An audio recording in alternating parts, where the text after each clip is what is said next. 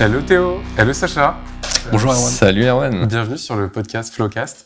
Donc aujourd'hui, je vous ai invité pour parler un peu de votre expérience de développement et aussi de votre agence. Donc est-ce que vous pouvez vous présenter? Vas-y Sacha. Bien sûr. Alors enchanté, donc c'est Sacha de DigiSquad. Moi je suis un peu développeur depuis le plus jeune âge, comme Obélix, je suis tombé dedans quand j'étais petit. C'est un peu la passion d'essayer de découvrir des choses et de comprendre comment on marche qui m'a amené à ça.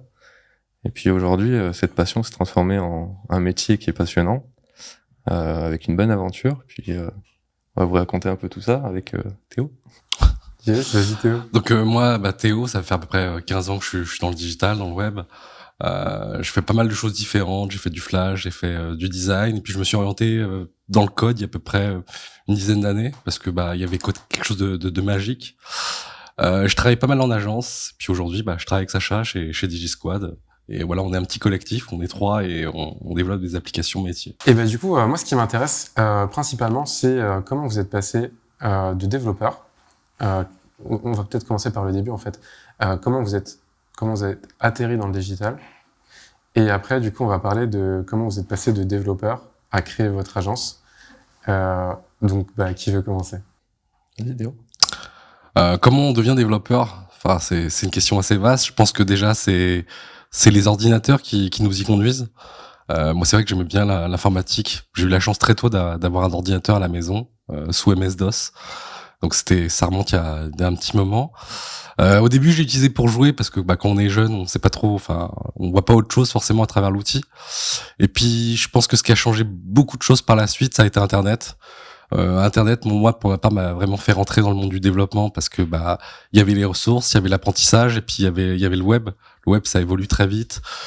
C'est assez prenant. C'est moins complexe aussi que les langages plus bas niveau, etc. Donc moi, je dirais que voilà, c'est ça qui je pense que Internet a beaucoup joué, en tout cas moi, dans le fait d'arriver en tant que développeur aujourd'hui. Et toi, Sacha? Et moi, c'était de la curiosité au début. Puis au début, c'était effectivement l'arrivée de l'ordinateur à la maison et puis au début, c'était un peu essayer de faire des petites communautés avec les amis sur des petits jeux vidéo. Au début, c'était un petit peu du World of Warcraft, mais on n'avait pas d'argent dessus pour pouvoir aller dessus, donc on se demandait comment on pouvait faire pour pouvoir jouer sans payer. Et puis on a commencé à découvrir l'univers des serveurs privés, etc. Et puis en fait, petit à petit, on se rend compte que en fait, un jeu, c'est pas uniquement le jeu, c'est aussi toute la techno derrière et tout. Donc en fait, ça nous a ouvert un monde. Puis à côté de ça, on a voulu faire un site internet pour pouvoir accueillir des gens dans ce serveur. Donc pareil, on découvre des nouvelles technologies, un nouvel univers et tout. Puis petit à petit, les choses s'imbriquent, puis on comprend un peu ce qu'on fait. Au début, on comprend pas. Ouais. Au début, on veut juste essayer de faire en sorte que ça marche. Puis on est super content de voir en fait qu'on arrive à faire des choses avec cet outil. Et de fil en aiguille, en fait, c'est plus la passion la raison de laquelle on était là, c'était pas pour jouer. En fait, maintenant, ça se transforme en le plaisir de faire en sorte de faire fonctionner des choses. Ouais. Donc c'est vraiment une satisfaction d'essayer d'accomplir quelque chose sur cet outil, est quand même génial comme sensation. Donc tous les deux, en fait, c'est clairement les jeux qui vous ont fait rentrer un peu dans le monde, qui vous ont fait découvrir le monde digital. Et après, la partie web et notamment aussi l'aspect communauté, je pense qu'il joue un gros rôle. Et je pense que vous l'avez gardé aussi, cet aspect communauté, parce que vous continuez de give back en fait à la communauté en participant à d'autres projets. On va en parler un peu après. Et donc là, en fait, c'est vraiment les tout débuts. Mais après, du coup, qu'est-ce qui vous amène, parce qu'il y a beaucoup de gens en fait qui ont commencé par les jeux vidéo, qu'est-ce qui vous a amené à mettre le nez dans le code? Mettre le nez dans le code, premier site. Ouais, c'est un peu ça. Donc, comme je disais, c'est déjà essayer de faire marcher quelque chose. Ensuite, de se dire bon, voilà, ça marche, mais j'aimerais bien modifier un tout petit peu pour que ça me ressemble plus, ou que ça ressemble plus à ma communauté, plus adaptée, etc. Et du coup, tu te retrouves un peu à devoir mettre les mains dedans, même une fois tu comprends pas, tu te renseignes un peu. À l'époque, il y avait le site du Zéro, qui était un site formidable.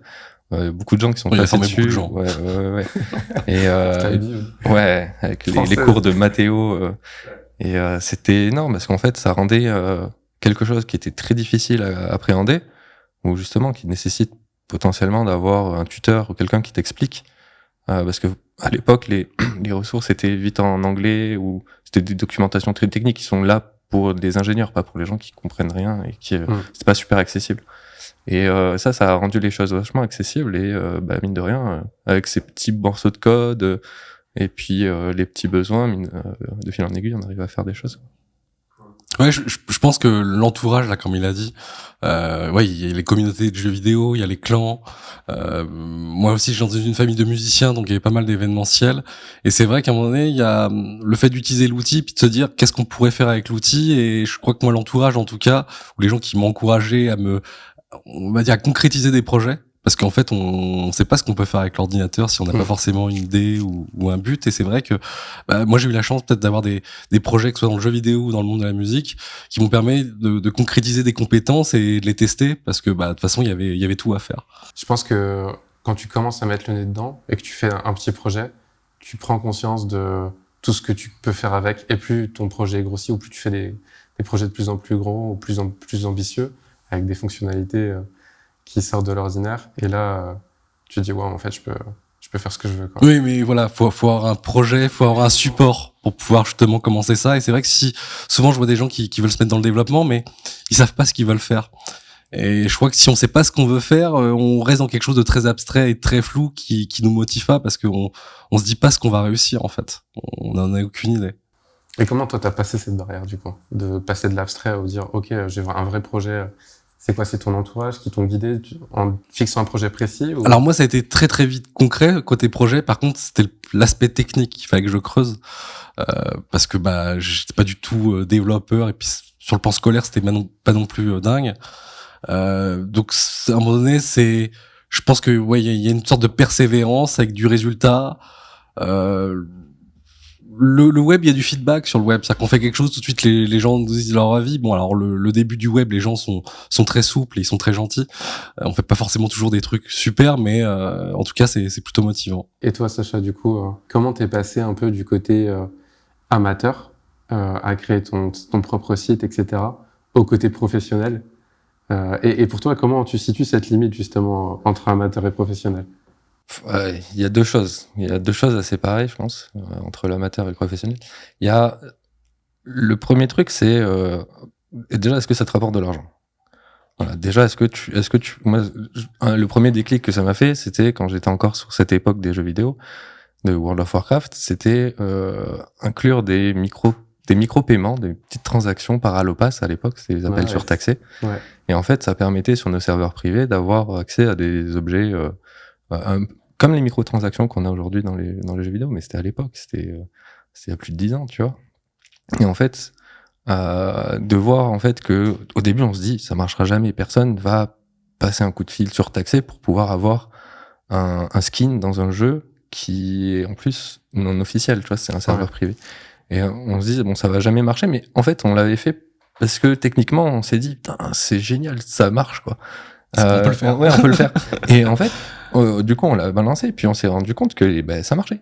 Et qu'il y avait plein de gens qui avaient acheté. Et puis, du coup, au bout d'un moment, je me dis, je vais m'acheter un nouvel ordi, quoi. Excellent. Et puis, je sais pas, j'avais 16 ans. Je vois ma mère, elle voit l'ordinateur arriver et tout. Puis, elle dit, mais on n'a pas d'argent, comment ça se fait que tu reçois ça et tout? Je fais, voilà, j'ai réussi à gagner un peu. Et puis, de fil en aiguille, ça fait réfléchir parce que tu te dis bon, c'est en plus c'était une époque où personne croyait vraiment dans ces technologies, dans l'informatique et tout ça, dans Internet. Et puis de voir comme ça que en fait ça concrétise, tu vois, par des possessions de biens, etc. Que c'est pas que de l'argent virtuel, que c'est pas machin. Du coup ça donne un peu de légitimité en fait sur le temps passé et ça va rassurer peut-être les parents aussi. Et à partir de là, je me dis en fait, j'aime beaucoup ça me plaît. Autant essayer de trouver des études qui peuvent emmener un peu plus loin dans ce truc-là. Essayer de trouver un professionnel qui va t'apprendre. C'est le but d'un prof, en fait, en général. Et donc voilà, c'est parti de vouloir pousser plus loin la passion en quelque chose de plus concret. Ouais, donc à 16 ans, tu génères tes premiers euros. C'était des euros ou des francs à l'époque? C'était des euros. Des euros? Ouais. Et tu génères tes premiers euros. Tu génères combien, du coup, pour acheter un PC? Enfin, sur un mois ou sur un an, comment ça se concrétise? Et puis vous étiez combien aussi derrière? Ouais, ça a pas duré très longtemps, mais parce qu'après on a fait plusieurs choses. Des choses qu'on va pas trop parler non plus, mais c'était plus des expérimentations de boîtes et tout ça. Mais on arrivait quand même à se faire des petits 1000 balles chacun. On était 2 à l'époque. Ouais. Et donc c'était assez lucratif. Et 1000 € ça tous nous les a... mois ouais, Trop ouais, c'était vraiment cool. Et puis derrière, voilà, à partir de 18 ans, on a voulu faire un autre projet. En fait, ça nous a lancé à se dire, voilà, on est parti de là, ça marche. C'était un peu les trucs de serveurs privés, tout ça, pas très légal. Donc ça nous a lancé à 18 ans. On a créé notre première boîte en fait avec ces mêmes potes. Voilà, le but c'était de rembourser les forfaits mobiles à l'époque où il y avait les forfaits limités. Et on était super chaud, on avait fait des business plans, tu vois, alors qu'on connaissait rien. C'était juste, voilà, on savait faire la technique, on savait faire les produits, on avait fait le produit, on avait lancé le truc, on s'était lancé et tout. Puis bon, il y a eu des facteurs externes, notamment Free qui est arrivé sur le marché avec les forfaits illimités à 2 €. Donc tu vois, il y avait plus de raison d'être d'avoir ce truc-là. Donc dès le début, on se lançait, ça nous a mis une belle, un joli frein, tu vois, ça nous a calmé un peu. Mais voilà, c'était une belle aventure. Franchement, ça nous a mis dedans très tôt, quoi. Et toi, du coup, Théo, à quel moment tu as commencé à faire du cash avec le code que tu développes? Moi, je suis vite. En fait, moi, j'étais déscolarisé.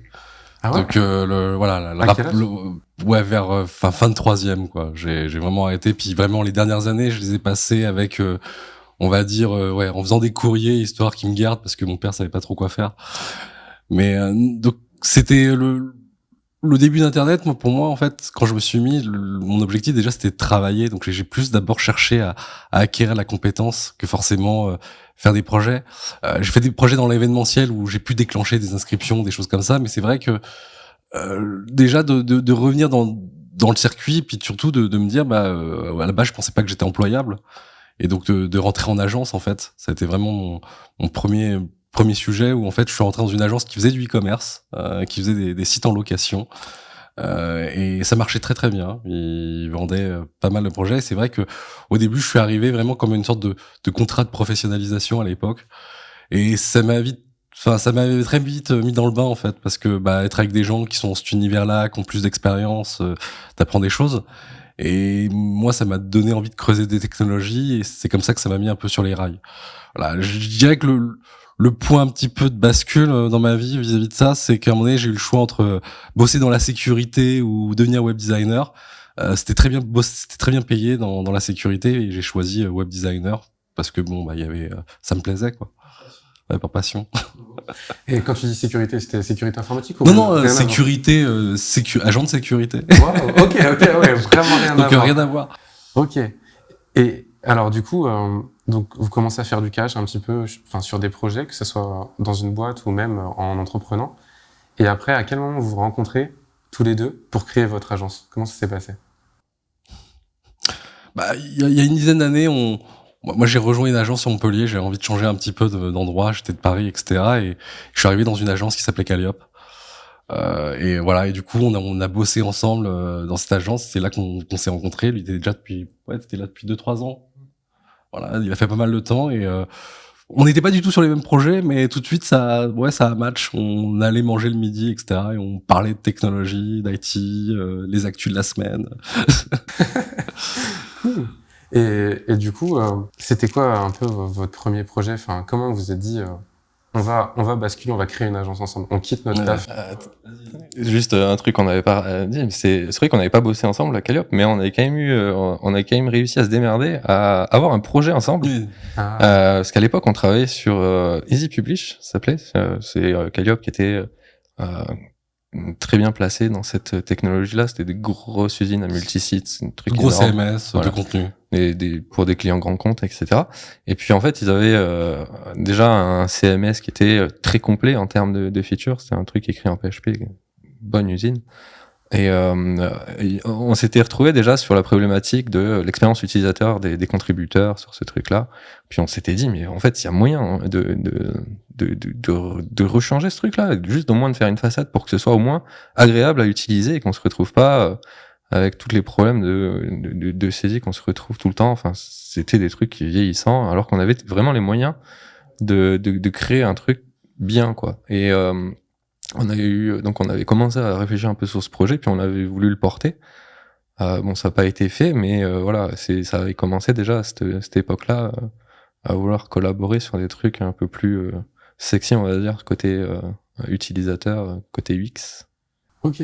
Donc, ouais, puis toi, t'étais web designer ou tu commençais à développer? Je suis plus venu du monde créa, mais très vite, je suis rentré dans le dev. C'est Flash, comme je disais, qui m'a fait rentrer là-dedans. Mais c'est vrai que ce projet, il avait été intéressant parce que nous, on voyait à la fois ce que faisaient voilà des outils modernes récents ou ce que faisaient les Américains souvent, Ouais. et puis à côté d'autres solutions CMS où voilà il y avait un peu la dette technique en fait qui suivait la chose. Ouais. Et c'est vrai que nous on avait envie un peu de remettre en question, de savoir qu'est-ce qui pourrait se faire et voilà, je pense qu'aujourd'hui, en tout cas nous ce qu'on fait aujourd'hui, on arrive sur des technos un peu plus matures où voilà, ce qu'on faisait il y a 10 ans, c'est plus du tout ce qu'on fait aujourd'hui et on n'a plus du tout les mêmes libertés, quoi.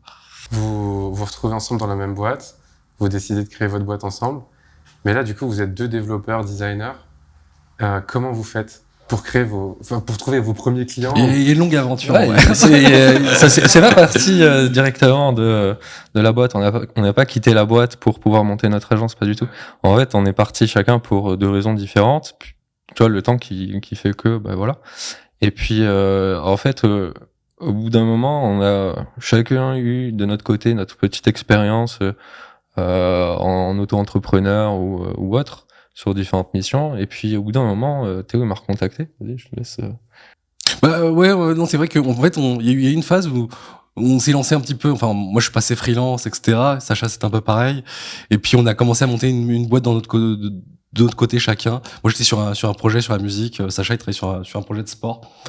Et ça, voilà, ça a été une bonne expérience, mais ça a pas forcément conduit comme on l'imaginait. Et justement, on s'est retrouvé un petit peu là-dessus parce que moi, j'avais un rendez-vous sur Paris et lui aussi. Et puis ouais, on était posé au parc, on a discuté, etc. On allait se prendre un verre à la brasserie. Et là, ouais, alors qu'est-ce que tu fais en ce moment? On a échangé. Et il était sur Node, moi, je suis en train de partir sur Python. Je sais pas pourquoi d'ailleurs. Mais voilà, parce que moi, sur les dernières années, j'étais passé plus sur des choses comme de responsable de projet, etc. Donc j'avais laissé un peu la technique et j'avais envie de m'y remettre.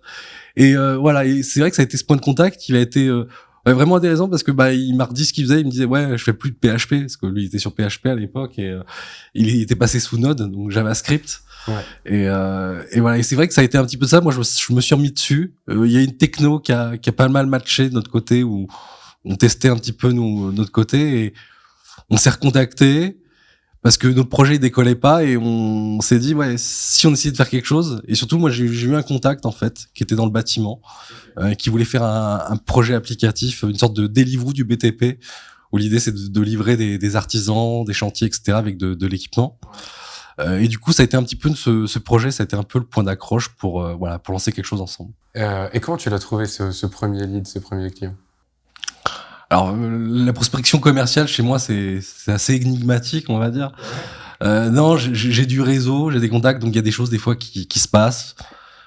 J'aimais vraiment faire prospection active, mais comme j'avais fait pas mal d'agences, etc., souvent j'ai des gens qui me recontactent. Et puis voilà, il y a des choses qui se font.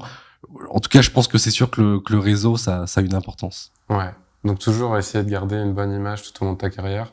Une image, mais surtout un bon contact. Faut pas forcément. Moi, j'ai pas forcément une volonté commerciale de vendre. Ouais. Mais il y a des sujets qui sont intéressants. On en parle, on en discute, on donne du conseil, et les gens dans ce cas-là nous sollicitent. Moi, je le vois comme ça. C'est toujours de l'humain. Ouais. Tu donnes en premier, tu réfléchis pas forcément à la transaction, Oui. mais plus à créer quelque chose, un lien, un truc, aider en fait. Ouais, voilà, c'est ça. Et puis de toute façon, si t'aides, c'est que tu connais le sujet et que ça t'intéresse. Sinon, t'as pas envie d'aider, quoi. Petite pause dans ce podcast, n'hésitez pas à laisser un commentaire, à mettre un pouce ou à vous abonner à la chaîne. Allez, c'est parti, en retour dans le podcast. Maintenant, aujourd'hui, dans votre boîte, toi, Théo, t'as plus le rôle de CEO. Ouais. Et toi, Sacha, t'as plus le rôle de CTO. Comment vous passez d'un statut de développeur expérimenté, designer, chef de projet, à un rôle qui a du poids et qui n'a plus trop c'est plus votre quotidien, quoi. Votre quotidien a changé.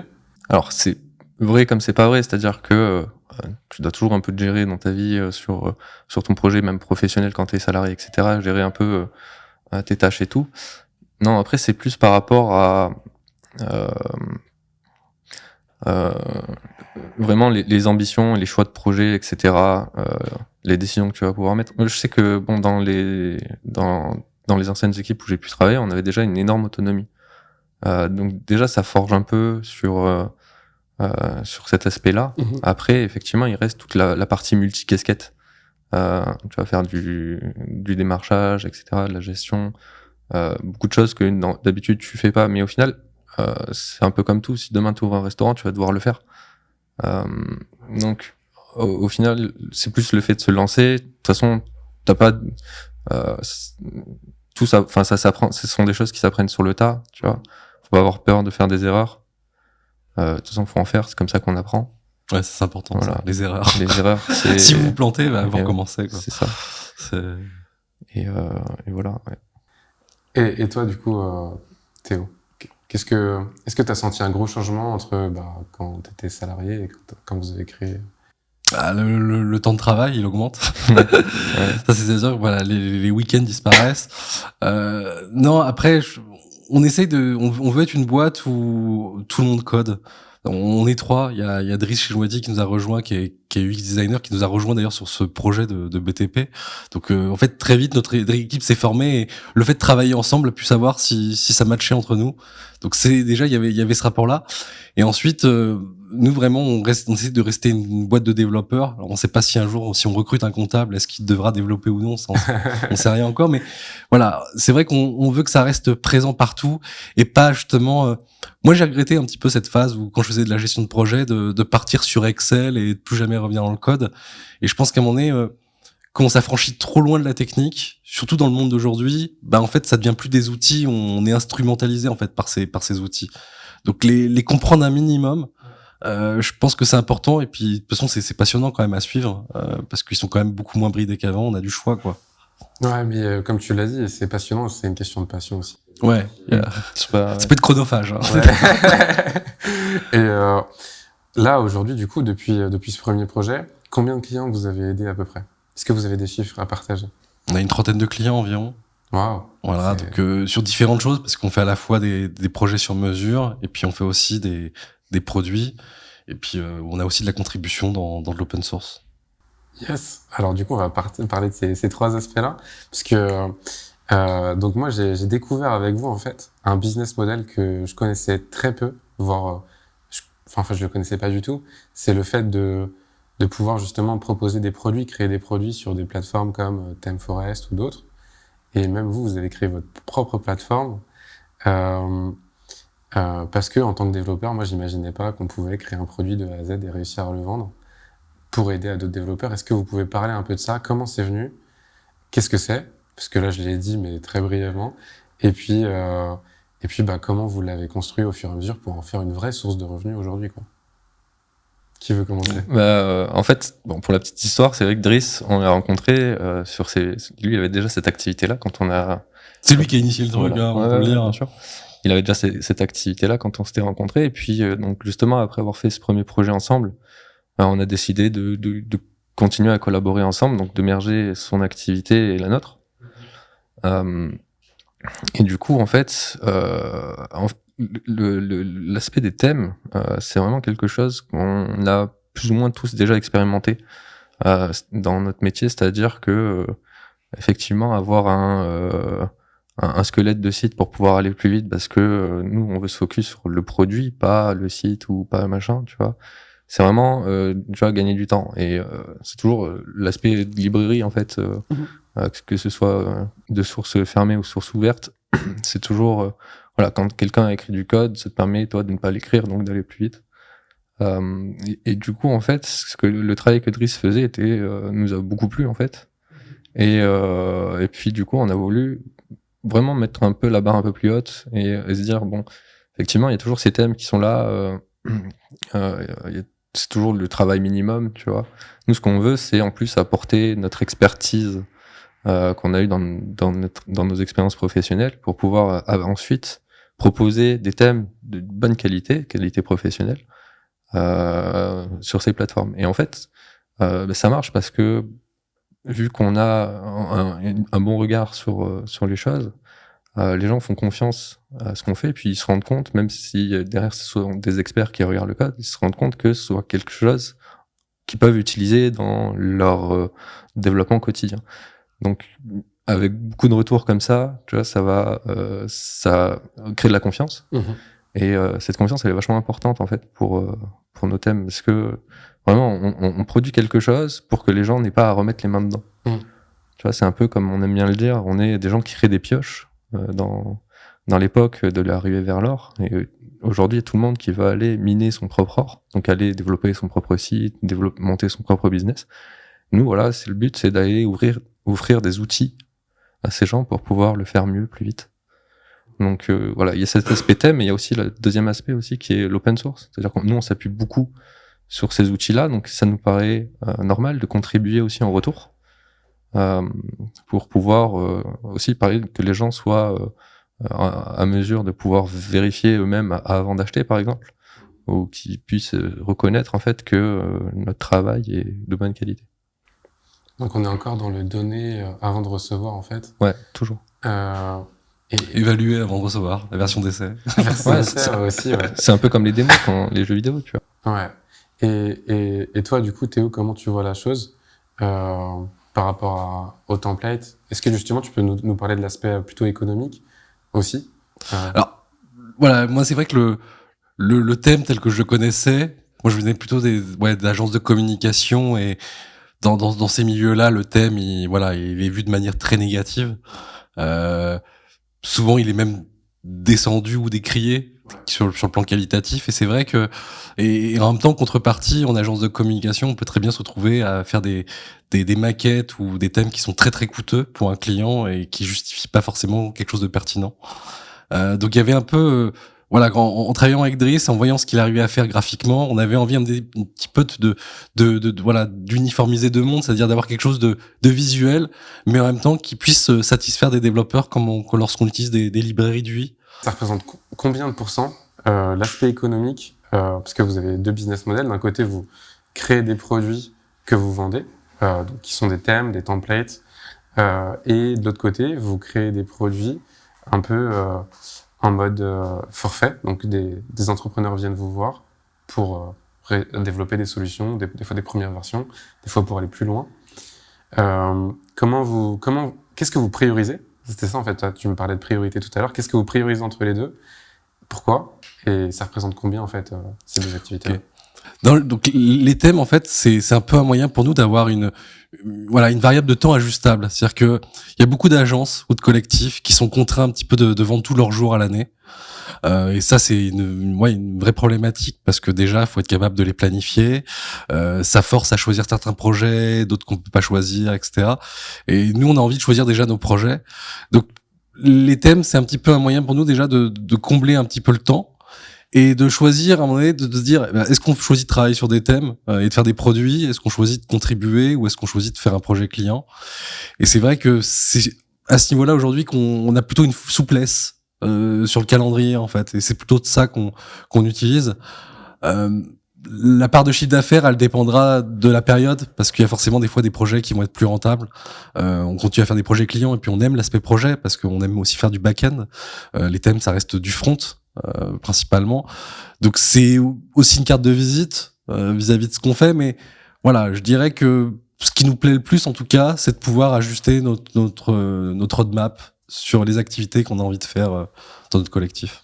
Donc ouais, ce que je retiens, c'est qu'en gros, grâce au thème, comme tu as une rentrée d'argent mensuelle, en fait, une fois que tu as fait un bon thème qui fonctionne bien, ça te permet un peu de scaler ton temps. C'est ça. Et te dire, OK, je suis pas obligé de vendre ma journée ou tous mes 20 jours hommes, en fait, du mois.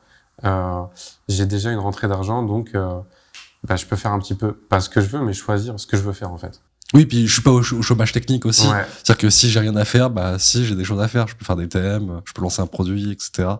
Et du coup, ça nous met pas forcément dans le même état d'esprit, parce qu'on se sent jamais contraint que par juste le rythme des projets clients, et de se dire on doit caler ça entre deux projets, ou voilà, on peut en faire quand on veut. Ouais, ça crée du confort, c'est-à-dire que vu qu'on a plusieurs activités, quand il y en a une qui va un peu moins bien, tu vois, on peut compenser. En fait. Ouais, complètement. C'est vachement intéressant. Et on parlait un peu de l'aspect qualité tout à l'heure, des thèmes. Moi, j'ai eu la même réflexion que toi, c'est-à-dire dans les boîtes dans lesquelles j'ai bossé en tant que développeur, euh, jamais on utilisait des thèmes qui étaient développés sur des sites. On redéveloppait tout à chaque fois, toujours. Et il y avait cette notion de dire non, mais les thèmes, c'est pour les débutants ou les thèmes, c'est de mauvaise qualité. Et puis un jour, quand je vous ai rencontrés, j'ai vu qu'en fait, la barrière à l'entrée, il y avait tellement de gens qui voulaient publier des thèmes que les sites, les plateformes qui publient ces thèmes-là sont super durs maintenant en termes de barrières de qualité. Et donc, justement, comment arriver à ce niveau de qualité si, par exemple, on a des jeunes développeurs qui nous écoutent, des jeunes et des moins jeunes, se disent, tiens, j'ai envie de créer des thèmes parce que ça a l'air d'être intéressant pour générer des revenus complémentaires. Comment on arrive à passer ces plafonds, enfin, ce plafond de verre, je dirais, de qualité pour réussir à être publié, quoi. Alors, moi, c'est une question qu'on a récemment traitée, donc c'est un peu marrant. En gros, c'est toujours de se poser la question de est-ce que ce que je fais là, est-ce que ça suit ce qu'on va appeler les bonnes pratiques? C'est-à-dire que il y a toujours plein de manières de faire n'importe quoi, en fait. Dans l'informatique, on peut faire de plusieurs manières la même chose, mais on va essayer d'adopter des conventions pour que les autres développeurs comprennent facilement le travail qu'on fait. Et ça s'acquiert avec l'expérience, en fait. Tu vois, beaucoup de lectures, on va dire, beaucoup de veille technique. Essayer de voir un peu ce qui se fait de nouveau. Pourquoi, d'ailleurs, quand on est en train de regarder un framework ou peu importe une technologie, les choses sont en train de changer régulièrement parce qu'il y a des développeurs actifs. Donc, essayer de comprendre ce que eux sont en train de faire sur ces technologies-là pour essayer de comprendre pourquoi les choses changent, etc. Et puis pour pouvoir les anticiper. Tout ça, en fait, ça s'emboîte, en fait. Essayer de vraiment de rester au courant des choses qui se font, toujours être informé, c'est quelque chose de primordial. La veille technique. La veille technique. Ouais, la veille technique, c'est clé, je pense. Bah, t'en parlais tout à l'heure, ça peut prendre beaucoup de temps. Comment vous faites pour avoir une veille technique, justement, qui soit efficace et qui apporte en fait de la valeur dans votre travail, quoi? Alors, ça n'apporte pas toujours. Pas de temps, hein, y a des jours Ouais, où- nous on est très cutting edge dans les techniques dans les technos qu'on a envie d'utiliser. C'est nouveau, c'est brillant, c'est chouette, c'est beau. Bon, et puis après il y a la réalité qui s'installe. Donc ça c'est que l'expérimentation. Donc il y a des projets où on fait des choix. Bah des fois ces choix, voilà, on les questionne. Est-ce qu'on les maintient? Est-ce qu'on les remet en question? C'est ça le plus difficile des fois, c'est de remettre en question une techno qu'on a bien aimée et à un moment donné de se dire ça colle pas forcément. Va falloir que ces prochains projets tels qu'on va les gérer, on va devoir le faire différemment. Donc je pense qu'il y a ce côté-là. Après sur ta première question sur les thèmes au niveau de la qualité. Les thèmes souvent c'était très associé à WordPress ou Joomla ou des CMS et c'est vrai que il y avait pas forcément les meilleures pratiques ou les meilleures pratiques on les retrouvait sur des choses très spécifiques mais sinon c'était beaucoup plus absent et ce qu'on a essayé de nous de faire en tout cas sur nos thèmes et puis ce que font d'ailleurs d'autres thèmes aujourd'hui qui sont plutôt de haut niveau c'est de justement d'avoir une approche de documentation qui est orienté développeur, voilà, avec voilà l'installation, l'introduction, le fonctionnement des composants, etc. Et de vraiment tout lister pour que les gens puissent l'utiliser avec des exemples. Et je pense que c'est là-dessus on est obligé d'offrir du renforcement parce que nous on fait pas forcément des thèmes où voilà on déploie un zip et ça marche. Non, il y a du travail à faire. Ça fait gagner du temps, mais il y a quand même le projet à produire derrière. Open source, vous en avez parlé un petit peu. Donc vous produisez des thèmes qui permettent de vous faire connaître. C'est un petit ticket d'entrée. Ou alors on peut avoir aussi la version gratuite, en fait, si vous avez. C'est ça, il y a des versions light. Ça fait. Mais vous faites aussi de l'open source. Est-ce que l'open source, qu'est-ce que ça vous rapporte en termes de, est-ce que ça génère des leads grâce à l'open source ou est-ce que c'est peut-être pas, dans quel but vous faites de l'open source aussi? T'en as parlé un petit peu tout à l'heure, Sacha, mais voilà, est-ce qu'on peut creuser un peu le sujet?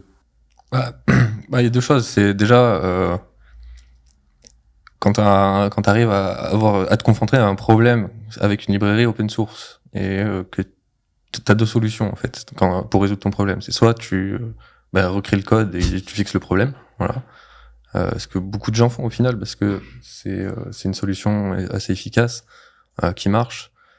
Et voilà, t'as pas besoin d'attendre que quelqu'un d'autre travaille, ou t'as pas besoin de comprendre la librairie potentiellement pour pouvoir résoudre ton problème.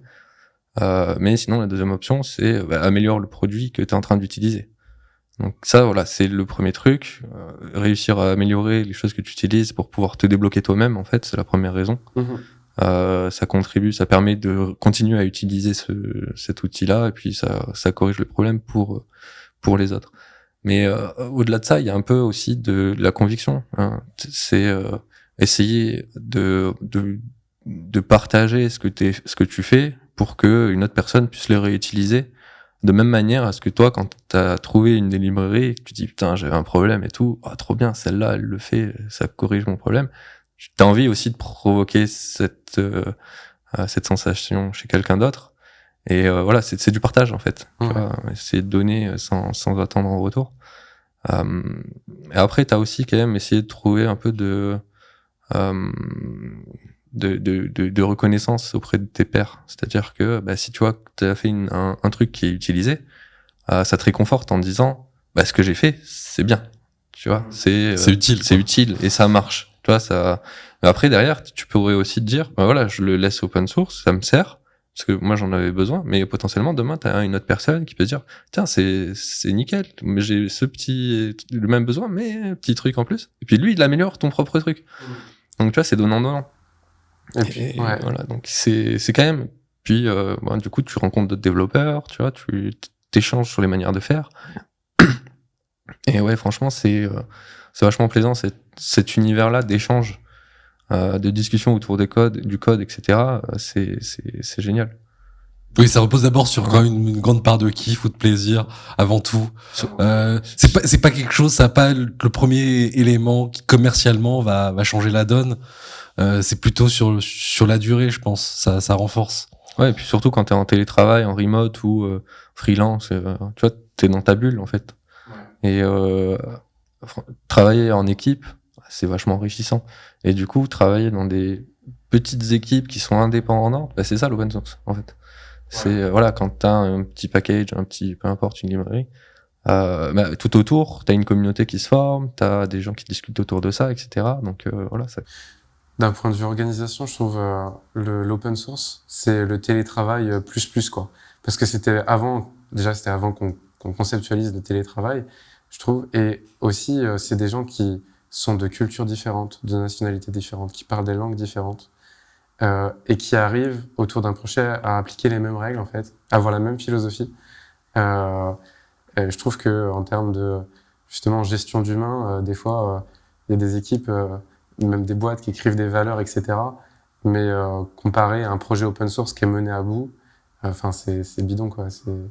Je trouve que le projet open source qui fonctionne, c'est juste génial, quoi. Oui, non, c'est un super exemple, je trouve, l'open source, de voir comment des gens qui sont partout sur la planète, qui partagent pas forcément la même culture, etc., arrivent à se mettre d'accord et à faire des outils qui sont utilisés par des millions d'entreprises. Ouais. Parce que c'est de ça qu'on parle. On pourrait même parler de Linux. Il y a beaucoup de contributeurs sur Linux et c'est vrai que à ce niveau-là, je pense qu'on a beaucoup à apprendre. En tout cas, les entreprises ont beaucoup à apprendre sur comment on peut arriver à une organisation structurée, mais en même temps très très autonome et très indépendante, qui est basée sur l'initiative. Ouais. Est-ce que vous conseillez aux développeurs juniors, est-ce que c'est ouvert pour vous à tous les niveaux de développeurs, l'open source, ou est-ce que c'est réservé qu'à, je sais pas, les seniors qui sont trop forts, quoi? Non, c'est réservé à tous. En plus, t'as vachement de petits repositories où tu vas pouvoir contribuer. Les gens, ils peuvent t'aider, en fait. Tu vois, si t'arrives sur un truc sur GitHub, tu dis bonjour, j'aimerais bien aider, je sais pas trop comment faire, quelqu'un peut m'aider. Les gens sont bienveillants. Il n'y a pas de raison à ce que quelqu'un t'envoie chier. Au pire, tu n'auras pas de réponse, mais oui, ils ont pas le temps. Voilà, mais en soi, au pire, on va t'envoyer des liens pour que tu te formes et des trucs comme ça, mais c'est pas le but d'envoyer chier les gens. Et justement, s'il y a quelqu'un qui a envie d'apprendre, en général, ça fait plaisir aux autres, quoi. Oui, puis il y a plein de choses à faire, en fait. Souvent, on pense il faut que contribuer ou que coder, mais il y a des gens qui font de la traduction, qui corrigent des fautes. Il y a des gens qui font des spécifications. Ou qui décident directement des nomenclatures de ce qu'il va falloir faire. Donc les sujets de discussion sont libres et ouverts et tout le monde peut y participer et donner son avis. Non, là-dessus, je pense que ça forge. Ouais, tu peux retrouver quasiment tous les postes dans un projet classique sur un projet open source.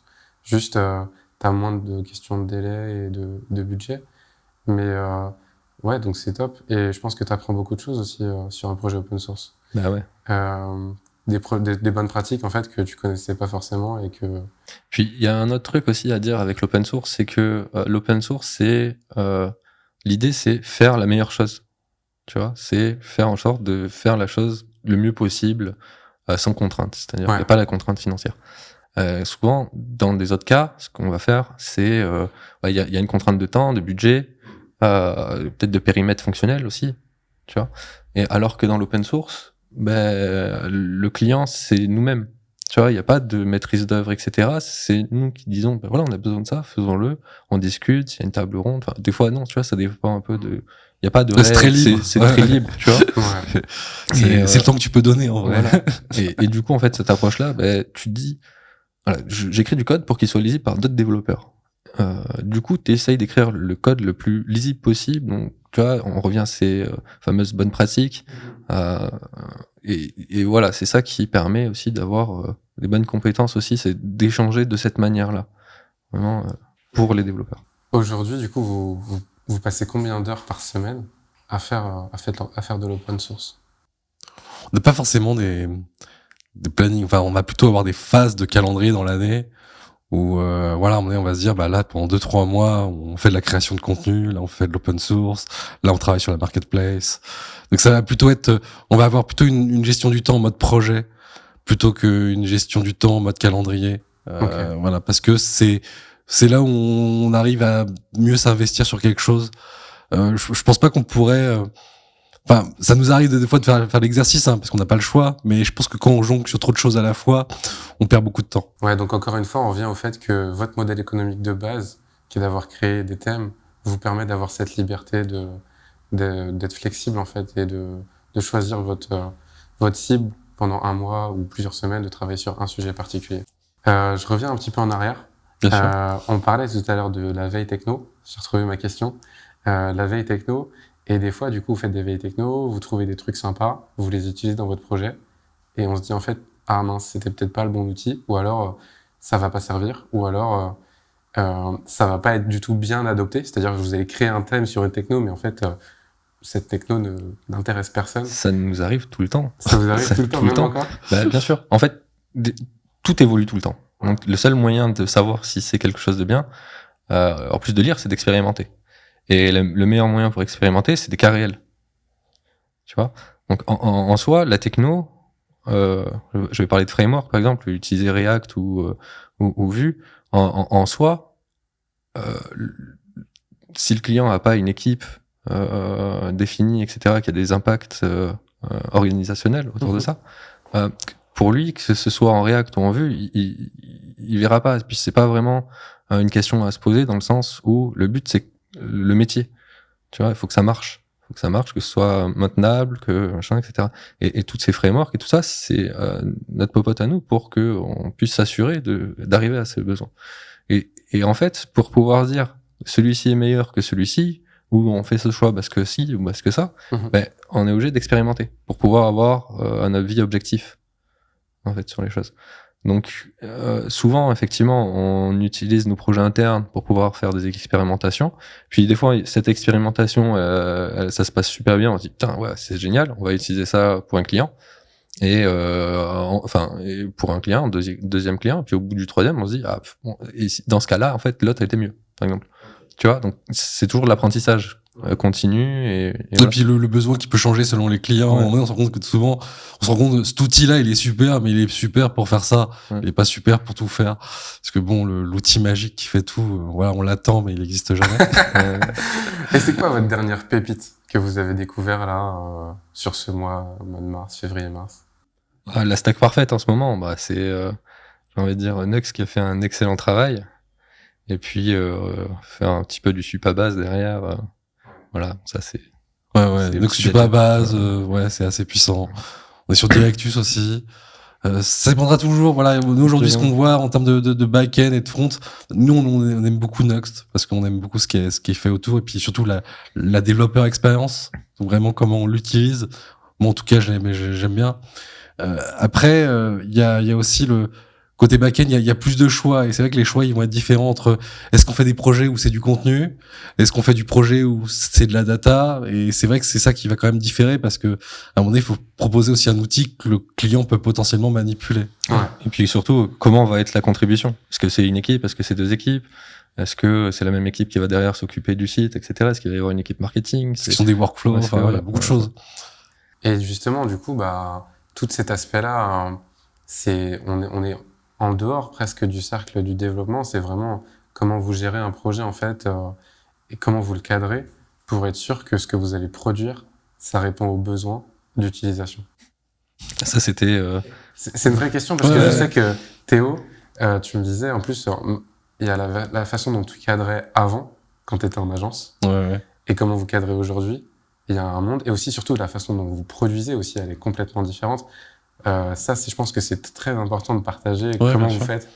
Voilà.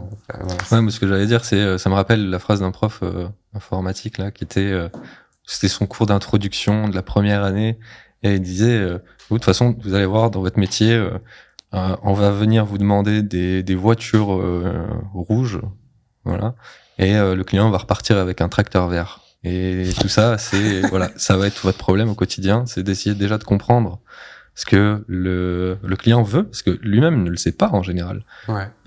Il pense avoir un besoin concret, mais en fait, tant que ça reste abstrait dans sa tête et qu'il n'y a pas quelque chose de palpable, ça reste évolutif, ça reste des nuages d'idées, etc. Des fois, il vient avec une techno aussi. Voilà. Et derrière, après, quand il a quelque chose de visuel palpable, potentiellement, en fait, il se dit, il manque ça, il y a ci, il y a ça. Et donc, en fait, arriver avec quelque chose de prédéterminé dès le début, c'est impossible. Tu vois, donc ce tracteur rouge, potentiellement, le mec, il voulait vraiment un tracteur, mais il savait pas que ça existait. Tu vois, donc, et potentiellement, après, il se rend compte qu'il préfère le vert. Et en fait, potentiellement, c'est pas qu'il préfère le vert, c'est que nous, on a mal compris. Tu vois, parce qu'il y a ça aussi. Donc, c'est toujours essayer de challenger, et ça fait partie de notre travail, c'est essayer de challenger la personne, nos clients, sur leurs réels besoins, et essayer de trouver les meilleurs moyens d'y répondre, en fait.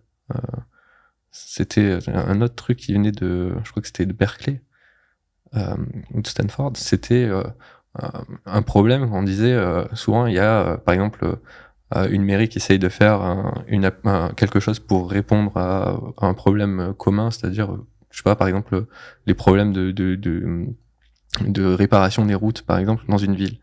Et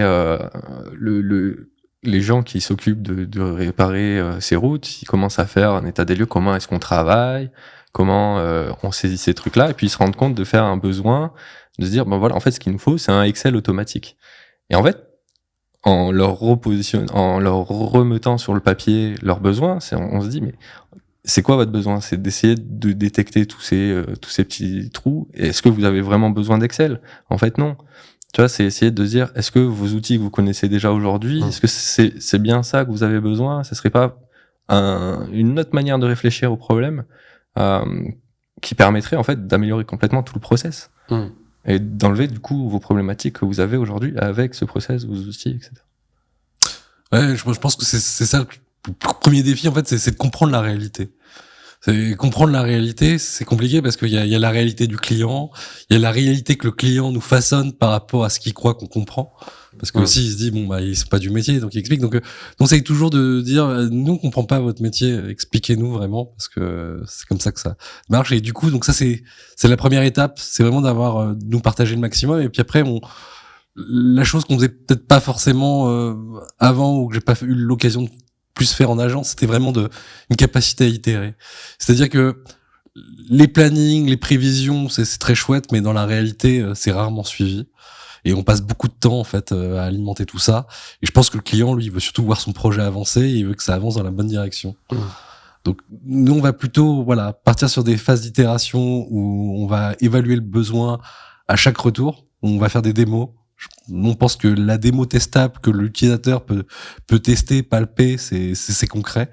Donc là, je reviens un petit peu sur ce que tu disais avant. C'est vrai que nous, chez DigiSquad, il n'y a pas de maquette.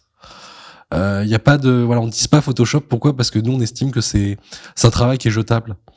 Ce travail, il a été un petit peu hérité, je pense, au début dans les agences où il n'y avait pas forcément beaucoup d'intégrateurs. Et puis il y avait des gens qui étaient plutôt créa et qui étaient pas forcément à l'aise avec le code. Et c'est vrai que ça, c'est quelque chose aujourd'hui, on a réussi à s'affranchir. Nous, on code first. C'est-à-dire que notre designer, donc Driss, qui s'occupe vraiment de toute la partie direction artistique chez nous, bah, il design, mais il design avec du CSS, il design avec du HTML, il design pas avec du Figma ou du Adobe XD. Ça nous empêche pas d'utiliser des outils graphiques, des fois, parce qu'on a envie d'explorer des idées, etc. Mais je pense pas que les maquettes, ce soit un support de production qui soit vraiment efficace. Ça apporte du coût et on le garde pas à la fin. En agence, j'ai vu beaucoup de gens qui faisaient modifier des fautes d'orthographe sur des maquettes. Donc nous, on essaie d'avoir une optique, voilà, où on est beaucoup plus dans un lancement très rapide. S'il faut modifier des choses sur le plan graphique, bah, ce sera changer des styles. Mais c'est vrai qu'on privilégie le lancement et on privilégie le code parce que on a envie de jeter le minimum et que tout ce qu'on code, bah, on le conserve. T'estimes à combien de temps le temps que vous gagnez à ne pas réaliser des maquettes Figma avec des allers-retours sur ces maquettes-là, etc. Nous, on a vu enfin, moi, en tout cas, j'ai vu des gros budgets qui étaient consacrés en agence. C'est des budgets qui varient entre 30 et 50% sur le montant total du projet. Wow. Donc, c'est quand même élevé. Ça dépend toujours du client. Si le client, il veut quelque chose d'interactif ou non. Ouais, s'il veut Voilà, switcher, parce qu'on peut aller très loin justement dans la préconception et dans l'UI, mais voilà, je pense que tous ces outils de prototyping, ils ont à la fois des avantages, mais en même temps, ils ont des coûts qui sont très élevés. Et je crois que aujourd'hui, on est dans des approches où on met quelque chose en ligne et les gens le remettent en question et là, on l'améliore. Et on peut pas, en fait, anticiper l'application ou l'outil parfait avant le lancement, je pense. Ça me fait penser à une captation un projet du CNRS, c'est ça, hein, qui était un mec qui nous avait un peu challengé. Bon, c'était pour un projet marketing, ça nous concernait pas trop, mais on avait quand même fait cette réunion avec cette équipe. Et puis c'est vrai que là, ils nous demandaient comment faire pour pouvoir cibler au mieux nos utilisateurs, qu'on va faire pour un projet qui n'existe pas encore. Nous, on leur a dit, tout le monde, ils ont fait une captation avec plusieurs prestataires, puis nous, on a été les seuls à pas leur répondre pareil que les autres, c'est-à-dire qu'on leur fait, honnêtement, on peut vous dire plusieurs trucs, ça va être que des suppositions, ce qu'on va faire. C'est-à-dire que on peut imaginer, faire des études, essayer de voir quelles sont les audiences similaires avec ce que vous êtes en train de faire, etc. Et puis essayer de partir là-dedans. Mais le problème, c'est que ça sera que des subjections. Et le meilleur truc, ça va être de se lancer. Et en fait, ça lui apparaît tellement évident. Elle dit, mais pourquoi les autres ils m'ont pas dit ça, quoi? Et effectivement, aller vite sur le marché et avoir les retours des utilisateurs qui expérimentent le produit, c'est la meilleure chose. C'est clair. Facebook, la première version, elle était tellement horrible et ça a tellement évolué depuis. Faut pas avoir peur. Ouais. Oui, c'est mieux d'exister et d'être changé plutôt que de pas exister et de penser qu'on va arriver de la meilleure façon et de plus avoir justement derrière parce qu'il y a une question de budget quand même, on oublie, mais quand on lance une application, si on a dépensé tout le budget en amont et qu'au lancement on n'a plus rien derrière, il n'y a pas trop de possibilités de retour ou de correctif. Donc voilà, c'est vrai que nous on essaie aussi de beaucoup éduquer nos clients là-dessus, sur l'aspect marketing aussi. Souvent on pense qu'il suffit d'avoir une application pour lancer une startup ou voilà une solution. Faut avoir de quoi la lancer, mais de quoi aussi communiquer dessus autour. Donc voilà, donc c'est vrai qu'on préfère, je pense, limiter le budget pour le lancement et à un moment donné vraiment avoir de la rétrospective, du feedback, parce que sinon on est à l'aveugle. Comment vous étirez sur le projet, faire des livraisons continues pour que le client puisse voir un peu comment ça évolue et aller le plus vite possible en production pour qu'il y ait une première version avec des utilisateurs. Moi, ce qui m'intéresse aussi, c'est comment vous gérez l'aspect financier, à la fois en donnant un maximum de valeur au client, mais aussi vous en réussissant à faire de la marge sur ça. Comment vous gérez en fait, puisqu'il y a, je sais pas comment ça marche de votre côté.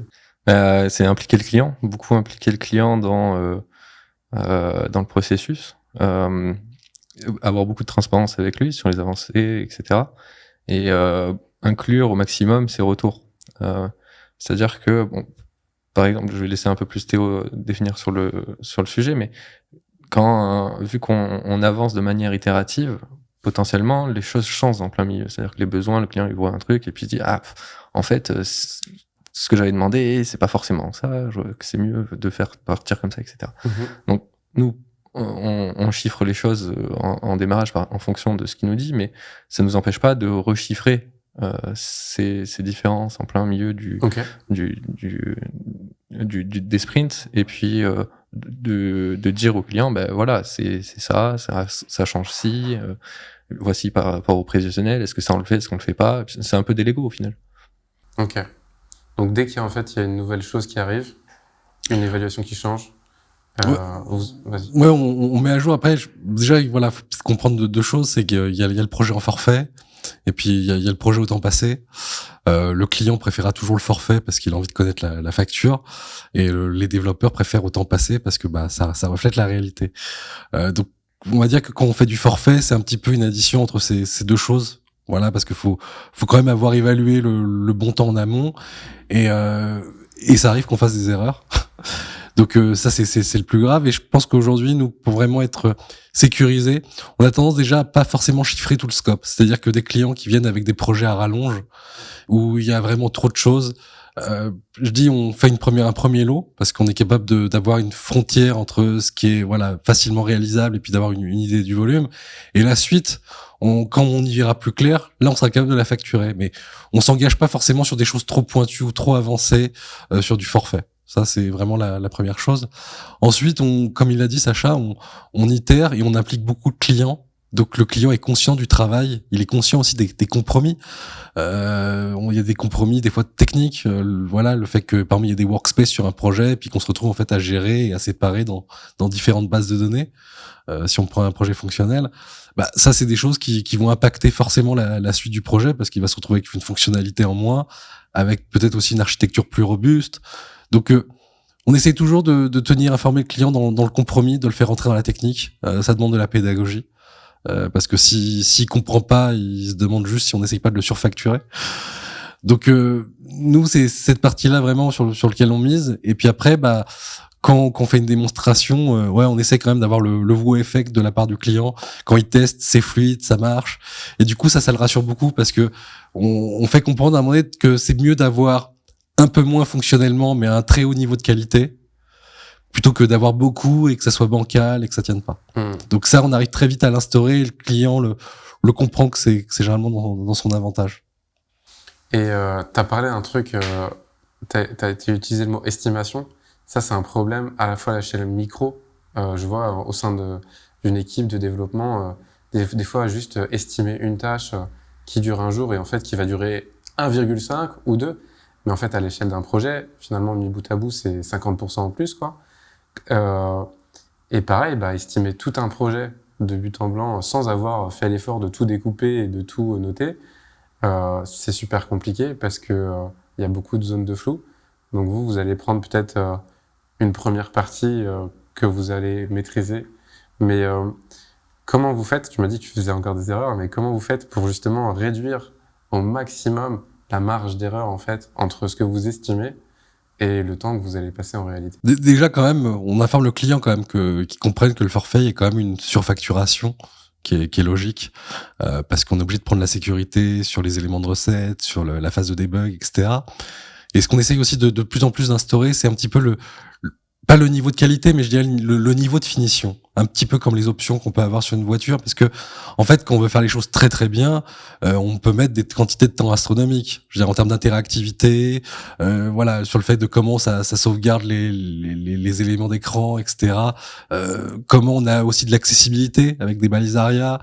Donc, ça peut vraiment, on a des clients qui peuvent être très très exigeants, puis d'autres, en fait, ils veulent juste que ça marche. Et du coup, on essaye déjà de sensibiliser, de comprendre déjà eux ce qu'ils attendent. Qu'on se retrouve avec des clients qui sont très très rigoureux, qui veulent vraiment avoir du motion design, etc., des validateurs parfaits, là effectivement on informe et on est obligé de facturer de manière plus élevée. Maintenant, pour définir les charges, il y a pas vraiment de secret. On est obligé quand même de comparer sur différents projets, d'avoir une expérience des outils pour pouvoir justement savoir combien on facture. Quand on est sur une nouvelle techno, souvent on transpose, mais il y a une part d'erreur parce qu'on se retrouve quand même à faire de la veille pour assimiler, ou des fois c'est plus complexe comment c'est implémenté.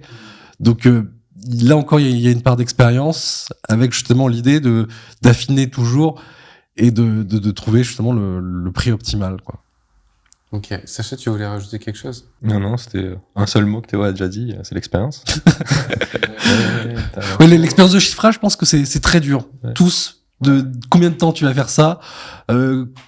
Très peu de développeurs peuvent répondre bien, et ceux qui disent qu'ils peuvent répondre bien, souvent, bah, c'est sur des choses très réduites, pas sur un projet complet. Il y a qu'à faire des plannings poker en général. Tu vois qu'il y a beaucoup de personnes qui sont pas d'accord. Ouais. Et alors, ça m'amène à un autre point. Je sais pas si vous avez déjà entendu un peu parler de ça. On parle de plus en plus de no estimate. No estimate, c'est ne pas estimer les tickets et d'avancer, quoi. Après, je sais pas du tout parce que je l'ai jamais appliqué, donc comment ça se passe dans la pratique. Est-ce que vous avez déjà tenté cette approche-là? Est-ce que ça vous parle ou pas du tout? C'est ce qu'on fait pour nos thèmes. C'est ce qu'on fait pour nos thèmes. Ah, pour les thèmes. Bah oui, c'est-à-dire que bon, on avance, et en fait c'est jamais fini. Donc on va pas, enfin, on estime, c'est pas on estime, c'est on se dit bon, on vise cette date pour pouvoir sortir le produit, et après on monte ou on descend, on va dire la qualité ou ce qu'on veut faire, le contenu, le volume. Ça va être plus le volume que la qualité parce que nos thèmes, on essaye de garder le taux de qualité le plus haut. Mais voilà, ça va être des variables d'ajustement comme ça, quoi. Sur les thèmes, on est Voilà. beaucoup plus libre vis-à-vis de ça. Sur les projets clients, on peut faire du no estimate. Des fois, on n'a pas le choix parce que bon, il y a des choses où on les sait engager, on les fait. Mais c'est sûr que des fois aussi travailler comme ça permet de se concentrer sur le travail à faire plutôt que d'estimer. Enfin, voilà, le travail à faire sur l'estimation qui peut être long. Du coup, il y a un autre truc qu'il faut qu'on évoque.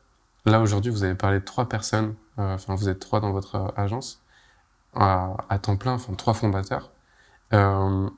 Comment vous voyez la suite en termes de nombre de personnes? Est-ce que vous allez inclure des développeurs juniors que vous allez former? Est-ce que vous allez inclure des développeurs seniors qui sont au même niveau que vous? Est-ce que vous allez inclure d'autres mondes?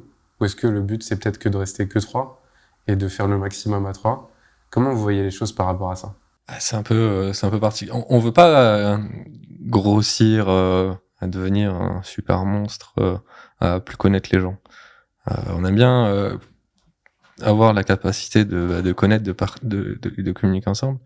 Si on a moyen de réussir à grossir en essayant de garder des équipes de 4-5, même si plusieurs équipes, mais vraiment essayer de garder des petites équipes à taille humaine où les gens puissent collaborer vraiment et vraiment échanger, avoir une complicité, c'est une bonne chose parce que ça marche bien. Après, bon, rien n'est fixé, tout est un peu libre et puis ça va dépendre aussi des périodes.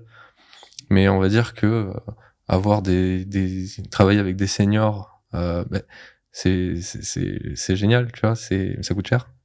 Ça coûte très cher. Faut avoir les moyens de le faire et puis faut les intéresser. C'est-à-dire que faut avoir une bonne carotte pour pouvoir embaucher, donc de par le salaire et puis par les projets. Et puis pour les juniors, c'est un peu pareil. Nous, il nous faut du temps pour les former parce qu'on a des exigences qui nous sont à peu près propres. Tu vois, c'est pas des choses qu'on va apprendre en cours.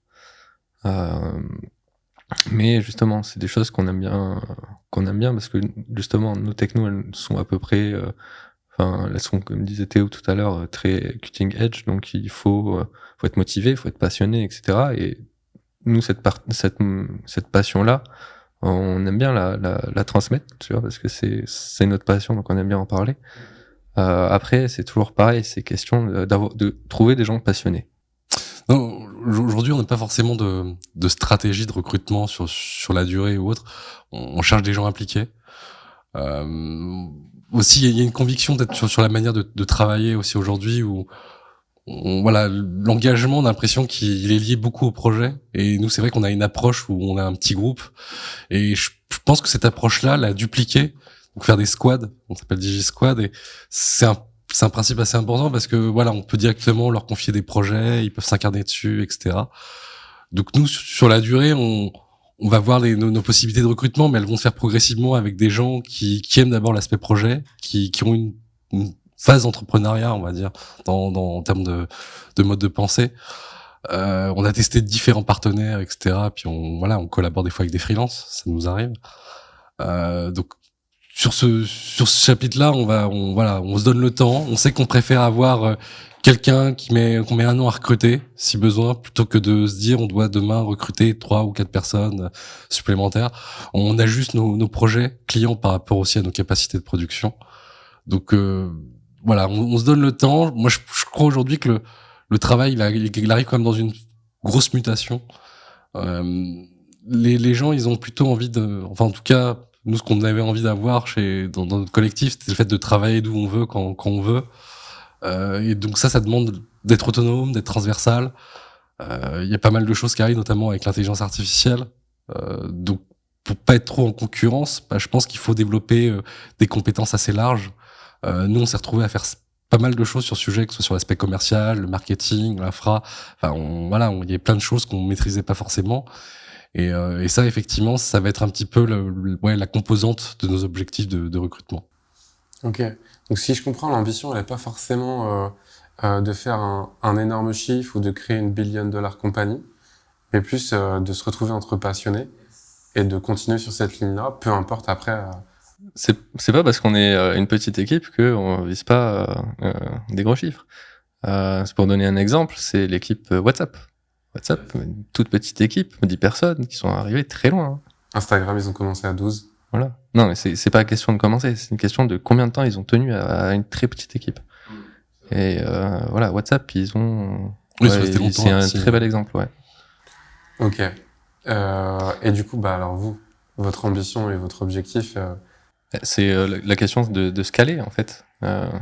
Effectivement, nous, quand on regarde les clients, le travail qu'on peut effectuer pour livrer du projet, il y a une question où on peut pas non plus, par exemple, faire beaucoup de projets en parallèle, etc., parce qu'on n'est pas divisible. Je veux dire, une phrase que j'aime beaucoup, c'est on peut pas faire à 9 personnes un bébé en 1 mois. Hein, parce qu'il faut 9 mois à une personne pour faire un enfant. On peut pas compresser plus. Il y a des choses qui sont incompressibles. Et donc c'est vrai que si tu veux faire plus de choses pour le même temps imparti, c'est vrai qu'il faut être plusieurs. Il y a des trucs qui sont incompressibles. Du coup, scaler sur des projets, etc., il n'y a pas grand-chose à part augmenter les prix pour gagner plus. Et c'est pour ça qu'en fait, on vise beaucoup sur l'autre activité qui est les thèmes, etc., parce que c'est quelque chose qui va être vachement plus scalable. Oui, l'aspect produit, c'est important. C'est-à-dire que aujourd'hui, il y a les produits de nos clients ou les projets de nos clients. Et à un moment donné, nous, c'est vrai qu'on a aussi, on a commencé par les thèmes, mais c'est vrai qu'on a des ambitions de faire des produits plus importants par rapport à nos capacités, parce que il y a un challenge, il y a un kiff à faire aussi. Et puis à un moment donné, on trouve qu'il y a des solutions qui manquent ou autres qu'on a envie d'éprouver ou de voir ce qu'on peut faire là-dessus, par exemple. Et puis il faut garder en tête aussi que aujourd'hui, plus de 80% d'internet, c'est encore du WordPress.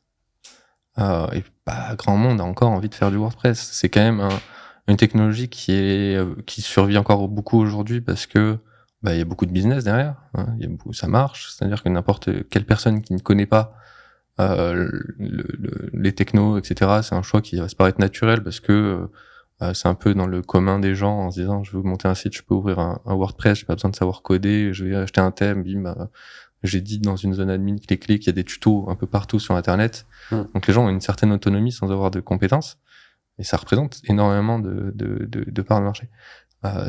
Aujourd'hui, nous, c'est ce qu'on se dit, ces 80% là, on peut les atteindre, quoi. On peut essayer de trouver le produit qui va être la suite, parce que WordPress, au bout d'un moment, ça va s'éteindre. Ouais, le LLS, je crois, aujourd'hui, c'est entre 8 et 10% du marché.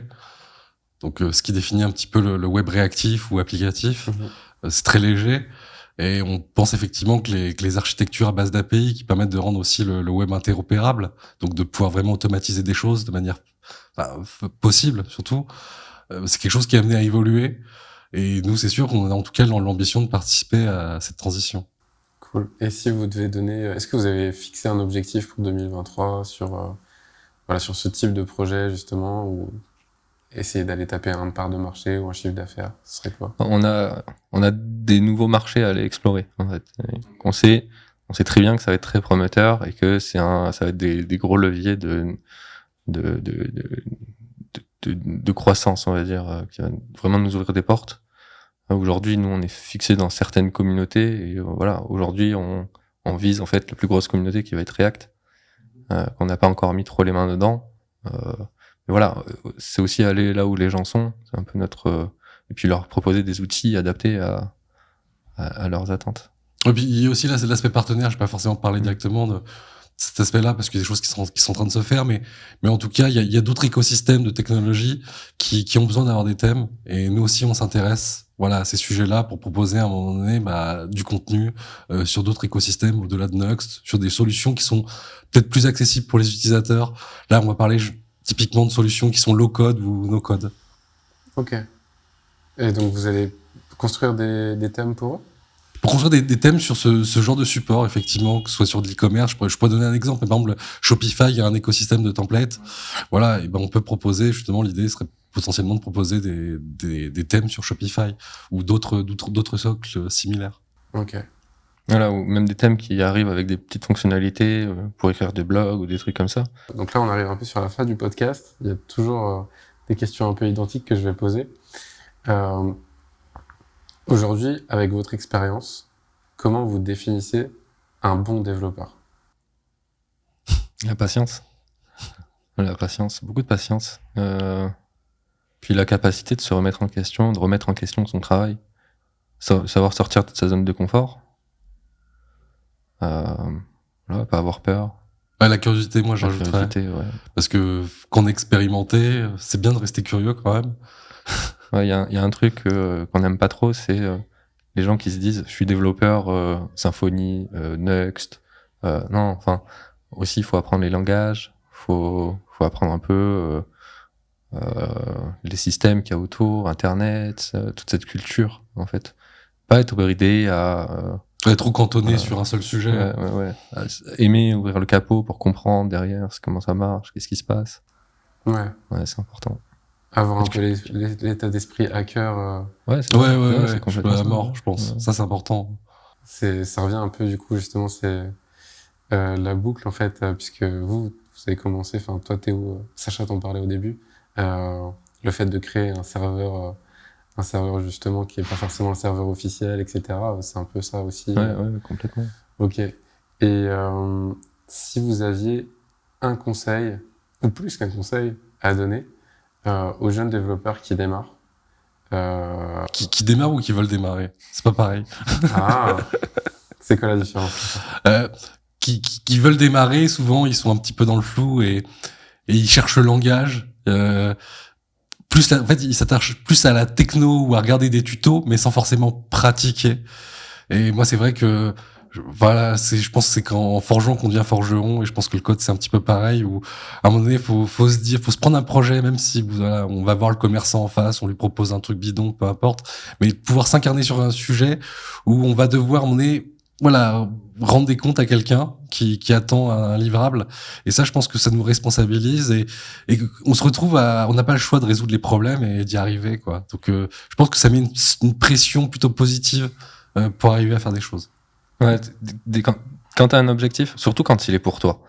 Là, tu parlais de boulanger d'en face. C'est quand t'as pas d'idée, c'est bien d'avoir quelqu'un qui nous offre son idée. Mais la meilleure chose, c'est quand même trouver quelque chose dont t'as un besoin, toi, perso. Tu vois, ça peut être un jeu vidéo autour, créer une communauté, je sais pas, parler de pêche, j'en sais rien. Mais voilà, trouver un petit truc qui te passionne et puis greffer ça dessus, en fait. Et oui, ça se fait un peu plus naturellement. C'est le projet qui doit amener les technologies et les outils et c'est pas l'inverse, je pense. Ouais. Puis au début, voilà, c'est essayer de faire avec les outils qui existent et puis essayer d'hacker. Voilà, changer la couleur, je sais pas, changer comment c'est disposé. Pas partir forcément d'un truc par défaut, tout apprendre dès le début. C'est fastidieux, c'est trop long, il y a beaucoup de choses. Du coup, tu vas vite te retrouver perdu sur tu sais pas quoi faire, par où commencer, etc. Un truc, tu vas passer des heures à essayer de comprendre, alors que ça sert à rien de le comprendre maintenant. C'est trop complexe pour le moment. Donc voilà, faut pas s'acharner à essayer à se dire putain, je comprends pas. Non, mets-le pour plus tard, tu le comprendras plus tard, c'est pas grave. Donc prendre un besoin en fait qu'on a personnellement ou qu'on observe et pratiquer. Ouais, s'immerger vraiment, ça c'est important. Moi je vois souvent des gens qui disent je regarde trop de tutos en ce moment, je lis trop d'articles. mais finalement, qu'est-ce que ton cerveau a retenu? Et en fait, moi, j'ai l'impression quand même que développer, il y a quelque chose de, ouais, il y a un rapport un peu kinesthésique où le fait de, voilà, d'écrire les fonctions, les méthodes, ça finit par rentrer, et que si on fait juste le lire ou le voir, bah, qu'on reste dans l'aspect théorique, on comprend peut-être l'aspect schématique des choses, mais on comprend pas ce que c'est, et on n'a pas un peu voilà, l'étincelle du silex, quoi.